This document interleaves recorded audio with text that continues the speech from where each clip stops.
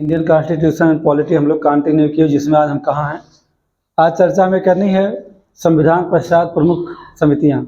संविधान सभा का उद्घाटन हो गया तो संविधान निर्माण में कौन क्या करेगा, किसका क्या योगदान होगा, उसके लिए कमेटी बनाई गई थी। तो सवाल उठता है कि ये कमेटी कब बनाई गई थी।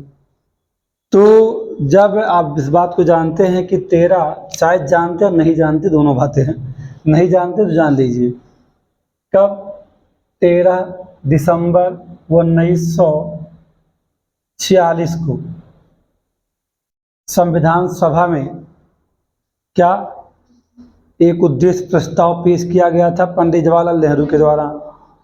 वह उद्देश्य प्रस्ताव पारित कब हुआ, ये पेश होने का डेट है, इस बात को आप ध्यान रखिएगा। किसने पेश किया? जे.एल. नेहरू ने। जबकि पारित कब हुआ? 22 जनवरी 1947।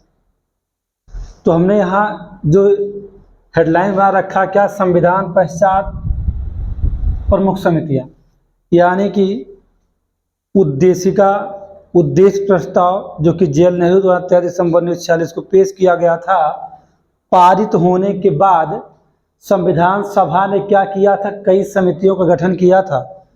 वो समितियां जो थी, वो उनकी प्रकृति की बात किया जाए तो समितियां 2 टाइप की थी। कौन सी? एक थी प्रक्रिया संबंधी समिति और दूसरी थी कौन सी? विषय संबंधी समिति। प्रक्रिया संबंधी और विषय संबंधी। तो हमें सिर्फ ये जानना है कि कुछ विशेष, कुछ मतलब हैं तो बहुत सारी समितियां, लेकिन जो बहुत महत्वपूर्ण हैं उन्हें हम देख लेते हैं। जैसे एक सवाल होता है कि संविधान निर्माण के लिए संविधान सभा ने प्रक्रिया संबंधी कुल कितनी समितियों का गठन किया। ये वनडे एग्जाम की बात करो, चाहे पीसीएस की बात करो, स्टेट पीसीएस की बात करो, पीसीएस की बात करो, खंड शिक्षा अधिकारी, समीक्षा अधिकारी, जितने एग्जाम होते हैं वहाँ सीधा सवाल हो सकता है क्या? संविधान सभा ने संविधान निर्माण हेतु प्रक्रिया संबंधी कुल कितनी समितियों का गठन किया। वहाँ अंक रहेंगे ऑप्शन ए में 11, 15, 16, 18 से सेट कर देगा। तो कितनी समितियां हैं? 10 हैं। जिनमें महत्वपूर्ण कौन सी? प्रक्रिया नियम समिति, वित्त एवं कार्मिक समिति, अधिकार समिति, सभा समिति, गैलरी यानी जो डिजाइन दृश्य होता है उस समिति, परिचालन समिति, हिंदी अनुवाद समिति, उर्दू अनुवाद समिति, भारतीय स्वतंत्रता अधिनियम प्रभाव समीक्षा समिति। ये समितियां हैं किसकी? प्रक्रिया संबंधी हैं, यानी प्रोसेस बताने वाली किसे? उस संविधान सभा को। दूसरा भी क्या था? दूसरी समिति के प्रकार क्या थे?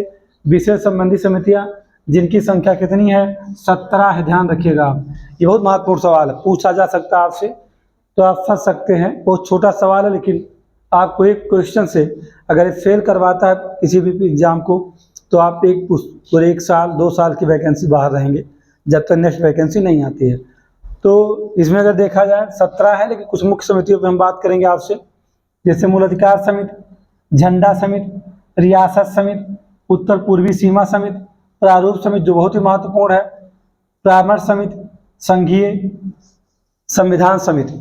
अब बात करते हैं कि कुछ ऐसी समितियां जिनके अध्यक्ष की चर्चा कर लीजिए। कम से कम जितना मैंने आपको बताऊंगा मैं, अगर आप उतने को जान लेते हैं ठीक से, तो समिति पर जब भी सवाल matching time question pre exam में पूछा जाएगा आपसे, या वनडे में किसी भी एग्जाम में पूछा जाए, भारत के किसी भी एग्जाम में पूछा जाएगा प्री एग्जाम में, तो समझिएगा कि आप अगर इतने समितियों को, जितना बता दूंगा कि इतने समितियों के अध्यक्ष का नाम आप याद कर लीजिए, तो आप आराम से क्वेश्चन सॉल्व कर ले जाएंगे। इतना जानेंगे कि इसमें से आपको आंसर मिलेगा, 3 हमेशा रहेगा, चौथा नहीं भी पता है तो भी आंसर कर ले जाओगे। यानी जो बहुत ही महत्व, जैसे झंडा समिति, रियासत समिति, समझौता समिति, नियम समिति, संचालन समिति, इन 5 समितियों के अध्यक्ष कौन थे संविधान सभा में? राजेंद्र प्रसाद जी थे, और ये संविधान सभा के अध्यक्ष भी रहे हैं, है ना। मूल अधिकार एवं अल्पसंख्यक समिति और साथ ही प्रांतीय संविधान समिति के अध्यक्ष कौन थे? सरदार वल्लभ भाई पटेल थे। और उसके बाद एस.सी. मुखर्जी की अध्यक्षता में 2 समितियां थीं, मूल अधिकार संबंधी उप समिति और अल्पसंख्यक उप समिति। यानी कि मूल अधिकार समिति किसके पास है? वल्लभ भाई पटेल जी के पास है, लेकिन मूल अधिकार और अल्पसंख्यक उप समिति किसके पास है? एस.सी. मुखर्जी के पास है। हरीश चंद्र मुखर्जी, है ना। इसके बाद संघ संविधान समिति या राज्य समिति जवाहरलाल नेहरू की अध्यक्षता में बनी थी। JV मावलांकर जो कि लोकसभा के पहले अध्यक्ष रहे हैं, इनकी अध्यक्षता में संविधान सभा की कार्यकारिणी समिति का गठन किया गया था। इसके बाद जो सबसे महत्वपूर्ण समिति हो क्या, सर्वोच्च न्यायालय समिति, जिसके अध्यक्ष रहे हैं यस वादाचार्य, याद रखिएगा, बहुत ही महत्वपूर्ण है। आवास समिति पट्टाभी सीतारमैया की अध्यक्षता में गठित थी। कार्य संचालन समिति का गठन किया मुंशी की अध्यक्षता में किया गया था। तो यदि आप इतनी समितियों को जानते हैं, कितनी समितियों को, यदि आप इतनी समितियों को बहुत अच्छे से जानते हो तो यूँ समझिए कि आपके लिए क्या है, बहुत ही आसान है कि अगर समिति के संबंध में क्वेश्चन आएगा तो आपको 3 का आंसर पता हो, चौथा नहीं भी पता तो भी हो जाएगा। यानी क्वेश्चन को एलिमिनेट करने में समितियों के संबंध में इतनी ही जानकारी पर्याप्त है। अगर आप इतनी जानकारी रखते हैं तो यहाँ सवाल जब भी एग्जाम में पूछा जाएगा आपसे गलत नहीं होगा।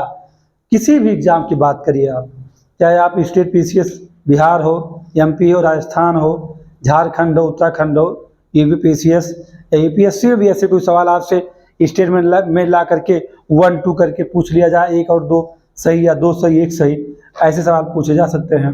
हर जगह आपको हर एग्जाम में, सभी एग्जाम में क्या होगा, यह हेल्पफुल होगा। अगर आप इसे इतना ही याद कर ले जाए तो इससे ज़्यादा जानने की ज़रूरत नहीं है। अगर ये क्लास अच्छी लगती हो तो ज़रूर शेयर करिए, लोगों तक पहुँचाइए। धन्यवाद।